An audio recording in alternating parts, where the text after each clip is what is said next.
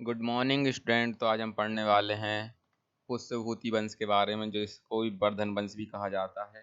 ये प्राचीन भारत का बहुत शक्तिशाली वंश हुआ और ये शायद लगभग छठवीं छठवीं ईसा पूर्व में मतलब अस्तित्व में आया था। तो उसके बारे में पढ़ने वाले हैं आज। तो गुप्त वंश के पतन के बाद अब जो गुप्त वंश था, जिसके बारे में हमने इससे पहली वाली वीडियो में पढ़ा था, गुप्त वंश के बारे में। अरे पेन क्यों नहीं आ रहा। गुप्त वंश के पतन के बाद जिस नए राजवंशों का उद्भव हुआ उसमें मैत्रक, मौखरी, पुष्यभूति, परवर्ती, गुप्त और गौड़ प्रमुख हैं।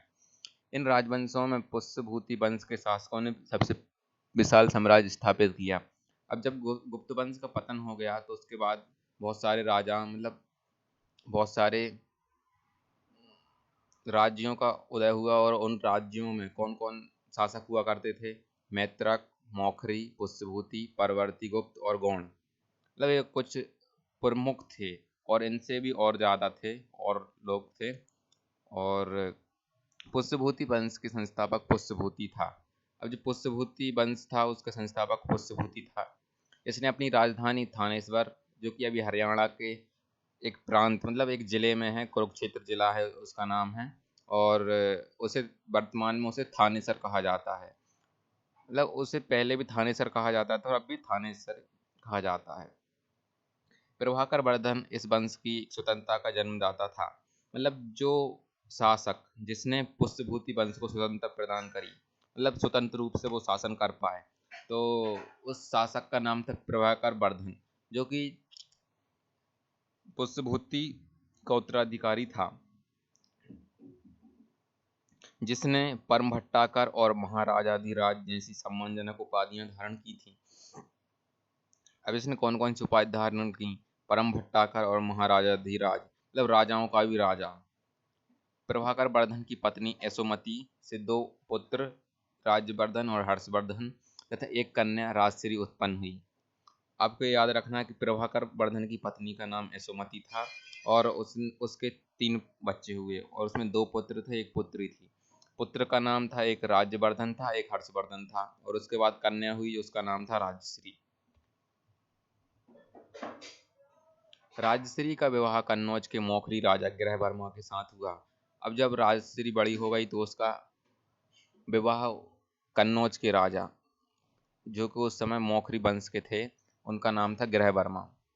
मालवा के शासक देवगुप्त ने ग्रहवर्मा की हत्या कर दी। अब कुछ समय बाद जब उनकी शादी हो गई और जब वो शासन करता था कन्नौज पे, तो देवगुप्त जो कि मालवा का शासक हुआ करता था, उसने उसकी हत्या कर दी। राजश्री को बंदी बनाकर कारागार में डाल दिया। राज्यवर्धन ने देवगुप्त को मार डाला। अब जो प्रभा मतलब राजश्री का भाई था राज्यवर्धन, उस टाइम पे थानेश्वर का राजा था, तो उसने देवगुप्त को मार डाला। परंतु देवगुप्त के मित्र गौड़ नरेश, मतलब एक गौड़ वंश का राजा था, उसका नाम था नरेश। नरेश नरेश मतलब राजा। शशांक ने धोखा देकर राजवर्धन की हत्या कर दी। अब जो राजश्री का पुत्र था मतलब भाई था, उसकी हत्या किसने कर दी? शशांक ने, धोखा देकर, जो कि एक गौड़ नरेश था।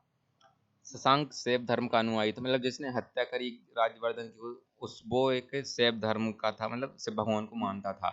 तो उसने बोधि वृक्ष मतलब बोध गया को काट मतलब बोधि वृक्ष था, मतलब जिसके नीचे बौद्ध को ज्ञान प्राप्त हुआ, उसको उसने काट डाला। राज्यवर्धन की हत्या के बाद 606 ईस्वी में 16 वर्ष की अवस्था में हर्षवर्धन थानेश्वर की गद्दी पर बैठा। हर्ष को शिलादित मतलब अब जब इसकी मृत्यु हो गई, जिसने इसकी मृत्यु किसने कर दी? इसको मार डाला शशांक ने, जो कि एक गौड़ नरेश था। राजवर्धन की मृत्यु के बाद 606 ईस्वी में मतलब 606 एडी में 16 वर्ष की आयु में हर्षवर्धन थानेश्वर की गद्दी पर बैठा। हर्ष को शिलादित्य के नाम से भी जाना जाता था। अब जो हर्ष था उस शिलादित्य के नाम से भी जाना जाता था। इसने परम भट्टाकर नरेश की उपाधि धारण की। इसने भी जो इसके मतलब पापा ने एक उपाधि ली थी परम भट्टाकर की वही उपाधि इसने भी ली हर्षवर्धन ने। हर्ष ने शशांक को पराजित करके कन्नौज पर अधिकार कर लिया था तथा उसे अपनी राजधानी बनाया। अब हर्ष हर्ष ने कैसे शशांक को पराजित किया और कन्नौज को अपनी राजधानी बना लिया।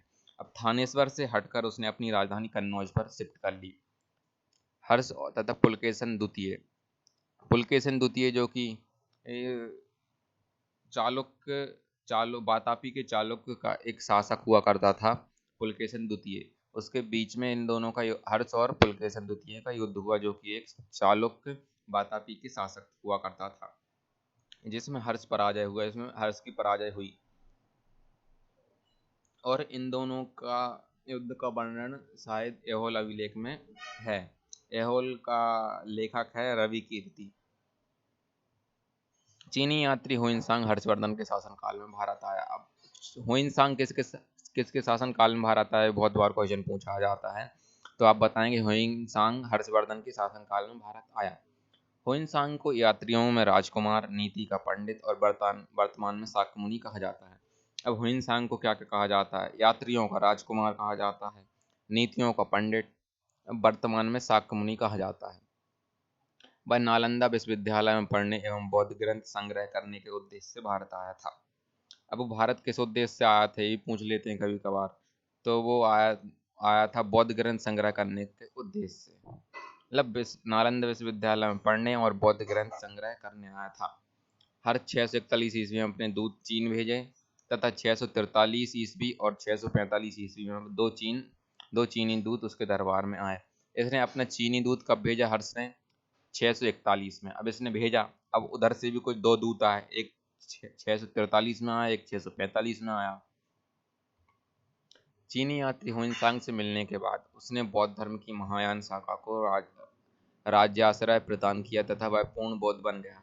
अब जब हुइनसांग आया तो उसने महायान शाखा को राज्य से प्रदान किया, मतलब उसने अपने राज्य में महायान शाखा का विस्तार करवाया गया, मतलब हर्ष ने, और वो खुद भी बौद्ध धर्म का वो अनुयायी बन गया हर्ष। हर्ष के समय में नालंदा महाविहार महायान बौद्ध धर्म की शिक्षा का प्रधान केंद्र था। अब हर्षवर्धन के टाइम पे जो नालंदा विश्वविद्यालय था वो शिक्षा का एक प्रमुख केंद्र हुआ करता था। बाणभट्ट हर्ष के दरबारी कवि थे। अब हर्ष का दरबारी कवि कौन था? हर्ष का दरबारी कवि था बाणभट्ट। इसने क्या लिखी? कादम्बरी की रचना की और हर्षचरित की रचना की, जो कि संस्कृत में लिखी गई हैं, हर्षचरित और कादम्बरी। प्रियदर्शिका, रत्नावली और नागानंद नामक 3 संस्कृत नाटक ग्रंथों की रचना हर्ष ने की थी। कहा जाता है कि धावक नामक कवि ने हर्ष से पुरस्कार लेकर उसके नाम से 3 नाटक लिखे, लेकिन ऐसा कुछ नहीं। वो तो पेपर में आपसे यही पूछेंगे कि प्रियदर्शिका, रत्नावली और नागानंद 3 संस्कृत नाटक ग्रंथ किसने लिखे, तो आपको सीधे सीधे लिख देना है हर्ष ने लिखा है। हर्ष को भारत का अंतिम हिंदू सम्राट कहा जाता है, लेकिन वह ना तो कट्टर हिंदू था और ना ही सारे देश का शासक हुआ। अब मतलब हर्ष को कहा जाता है कि वह आखिर हिंदू सम्राट हुआ, लेकिन वह ना तो कट्टर था और ना ही सारे देश पर शासक करता था। हर्ष के समय मथुरा सूती वस्त्रों का निर्माण के लिए प्रसिद्ध केंद्र हुआ करता था। अब जो कि मथुरा, जो कि अभी उत्तर प्रदेश एक राज्य है, उसमें स्थित है। मथुरा एक जिला है। और हर्षवर्धन के टाइम पर एक प्रसिद्ध केंद्र हुआ करता था वस्त्रों के लिए। तो थैंक्स फॉर वॉचिंग गाइस, आज के लिए इतना ही। इसके बाद हम कल और दूसरी वीडियो पढ़ेंगे, उसमें देखेंगे कि हम आगे कौन से वंश के बारे में पढ़ने वाले हैं। अब थैंक्स फॉर वॉचिंग गाइस, मिलते हैं कल की वीडियो में।